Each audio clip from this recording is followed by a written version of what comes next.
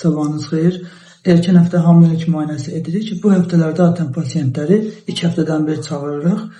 Burada uşağın ürək döngüsü görünür. Baxdığımız, izlədiyimiz bu olur. Ürək döngüsü bu şəkildədir və uşağın ölçüsünü ölçürük. Bu uşağın tamamilə özüdür. Hələ ki əli ayağı əmələ gəlməyib. Bu həftələrdə uşağın ölçüsü adətən dəqiq olur. Yəni ölçdüyümüzdən çox az bir fərq olur. Yəni 1-2 gün xəta ilə ölçmək olur. Məsələn, burada uşağın ölçüsü baş popo məsafəsi deyilir, CRL ölçülür. Məsələn, 9 həftəyə uyğundur, 23 millidir, yəni 2 santıdır. Bir də ürək döngüsünə baxırıq.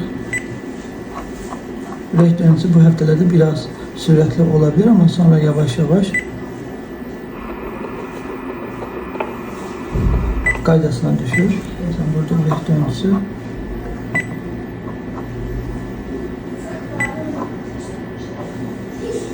186'dır. Yəni sonra yavaş-yavaş 160'ın altına düşür. Bir də əlbəttə baxdığımız kisənin kənarının tamlığının normal olub olmadığıdır. Bu hamiləlik kisəsi tamamilə yumrudur, yəni şar kimidir. Bu da problem olmadığını göstərir.